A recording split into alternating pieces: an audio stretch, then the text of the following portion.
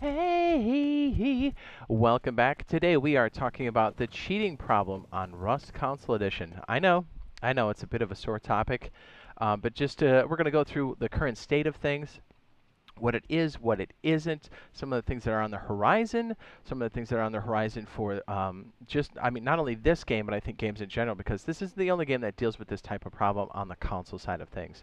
And then we'll kind of touch base and have some final thoughts about this whole situation here. So we'll try to handle it with care the best we possibly can. So again, this is for Rust Console Edition for the Xbox, the PlayStation 4, next generations, and everything in between. And I'm Jade Monkey. Okay, so right out of the gate, the cheating problem on Rust console is very different from the cheating problem over on PC. It's still cheating, and it's still super annoying for the people just playing the game, people playing legit.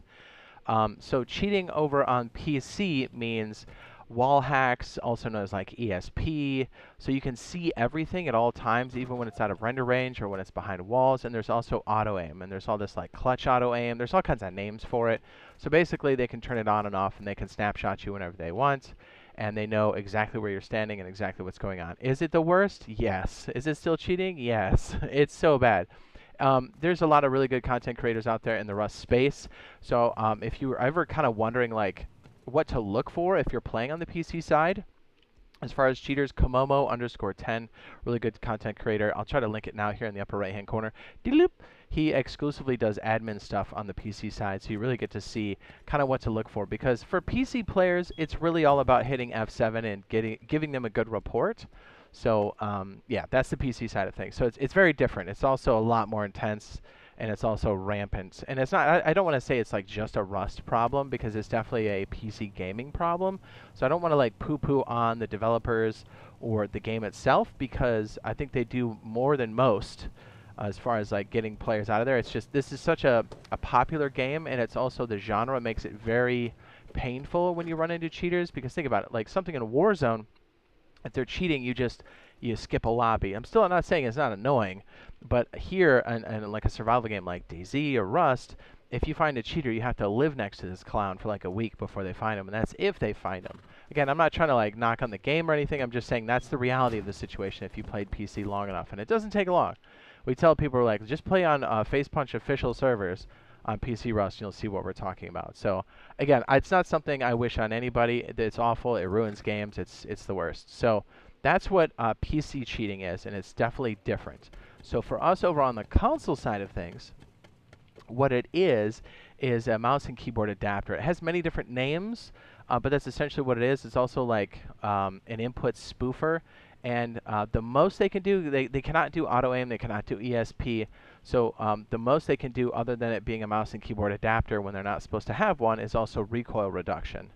So you'll find a lot of people landing crazy shots with M249s. I'm sure you felt it. Crazy Python shots. I'm not saying players can't land those shots, but let's put it this way. We've been playing PC Rust long enough that I pretty much know when I get killed by a mouse and keyboard, and then when I'm getting killed by a controller, right? Like, it's pretty obvious if you've been playing any amount of game for any amount of time. So that kind of curtails into this next idea here. So a lot of games have this issue on the console side.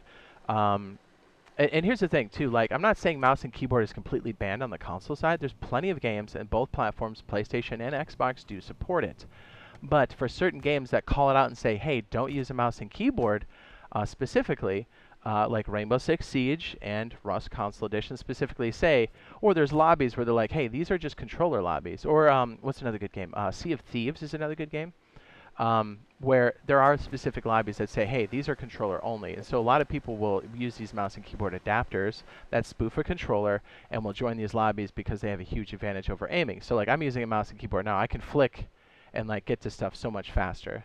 But you know, there's pros and cons to both. Like the controller, we have a lot more agility. We can do crazy jumps and stuff more fluidly than anybody else, like compared to mouse and keyboard. But anyway, so the point is, this isn't the only game that has that issue. So to kind of put it out there, I know Microsoft and Sony are definitely not happy about the mouse and keyboard spoofing, or the M and K adapters. I'll kind of interchange the two. So Microsoft and Sony are actively working on a way to detect those things when they're not supposed to be active, so be aware. I know a lot of people are like, hey, I can just do this all the time and no one's going to catch us. I'm like, that's not true, because everybody's like, it acts like a controller. I was like, I know what it does. I'm just telling you, when they catch up with it, you're going to be awfully hurt when you don't know how to play and everyone else has been playing legit around you.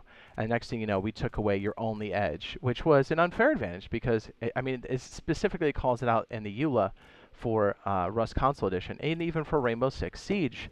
So, okay, let me kind of curtail into this. So Rainbow Six Siege has had this problem where people use mouse and keyboard adapters all the time, and you almost have to like feel, not have to, but like you feel like maybe you're like, man, in order to compete, because they've got a ranking system, I'm going to have to do some crazy stuff. Well, guess what? The day is coming, right? So Rainbow Six Siege, and this was a while ago, it says, get more intel on the mousetrap feature coming to consoles this April, and Operation Commanding Force. It says, we're excited to improve the fairness of Siege with special focus on our high rank environment. Very interesting. And I know this is Rainbow Six Siege, but like these are things that are in development. So just to say like, oh, you can use a mouse and keyboard adapter with impunity. No, you can't. They're actively working to get rid of it. Both the Sony and Microsoft, but also the games themselves. And it's going to catch up to you. And just so you know, when they do catch you, because that thing everybody clicks when you play the game, or everybody just goes, yeah, I agree, that EULA says you're not supposed to use a mouse and keyboard in environments that aren't mouse and keyboard. And as far as I know, there are no mouse and keyboard environments inside of Rust Console Edition. So if you use that there and they catch you, they can ban you. It's just like shoplifting. Don't do it. I'm sure you can get away with it most of the time, but when you do, you'll wish you hadn't. And I'm telling you, this is no different. And here's the other thing, too. If you're using these mouse and keyboard adapters, you're not getting any better at the game. You're crutching on something that's going to go away eventually, right? So a lot of people I know are very upset about it. And we'll go over some tactics and stuff you can do to kind of get rid of it. But let's go ahead and go over the rest of the Siege stuff here, because I think it's very interesting. This is their own initiative that they put in place on top of the other stuff that's coming down the pipeline. So mouse and keyboard on consoles. On consoles, we notice some players are using external input spoofing devices, mouse and keyboard adapters, which let them play mouse and keyboard instead of a controller. This gives them an unfair advantage, same as Rust. One of the biggest complaints on all competitive shooters, especially Rainbow Six Siege. We've heard you, and we totally agree that it's unfair when opponents have such an advantage. That's why we've been developing a system to address this form of cheating. We call it Mousetrap. Hot. So basically what they do is, as they detect it, they give you a more increased penalty, which I think is very, very interesting. And that's just one solution that they have had, and I know this has been the biggest offender, is Rainbow Six Siege has always had problems with mouse and keyboard adapter kids, M&K kids. So, like, it's so cool to see that they put something in place, and that also Microsoft and Sony are cooking something up. As far as I know, Double Eleven's also cooking something up to kind of prove it. I mean, they do actively ban people that mouse and keyboard. And one of the things here, if you've noticed on your main branch, if you look in the corner, some of these indicators also are for bans.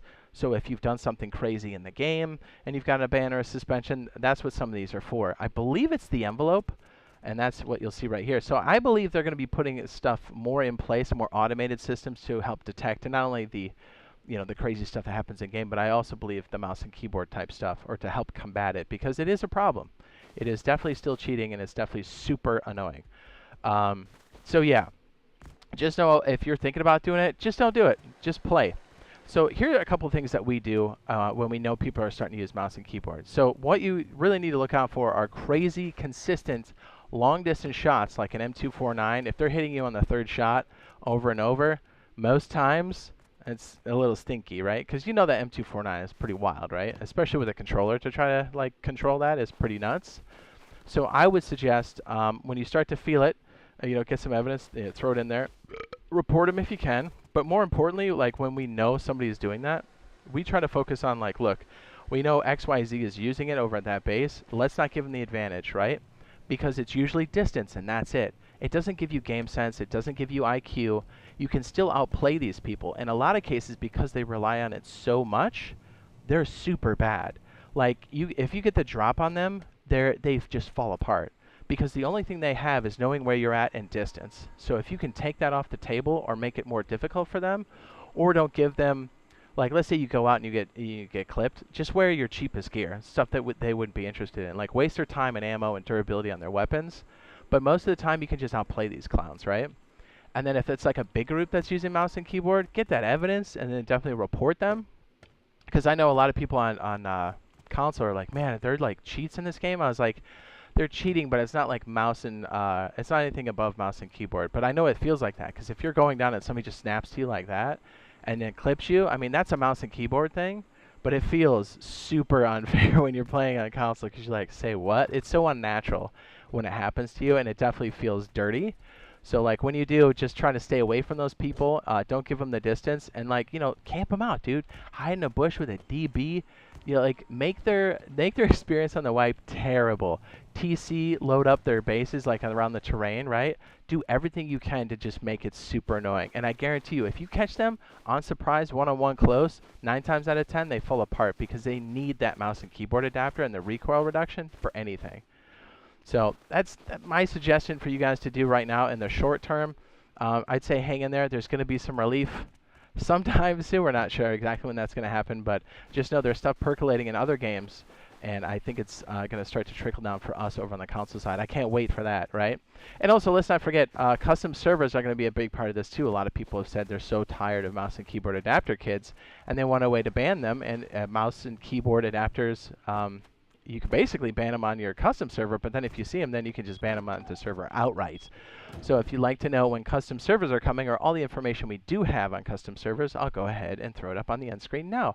And, there's a lot of other things too, solo, duo, trio servers, but I think a lot of people, I've even seen them say this in the comments. They said, look, I'm going to make sure that there's no mouse and keyboard kids on my server. And I was like, hey, that's another way to combat it too. So either way you look at it, there's going to be some relief for us in the future. So if you find it useful and helpful, be sure to drop a like and a subscribe if it's something you like to watch. And let me know what your comments or thoughts are down in the comments below, because I think a lot of people are very upset about this. I know we are. So hopefully we get to see you guys in the next live stream / video, and we'll check you in the next one. Bye.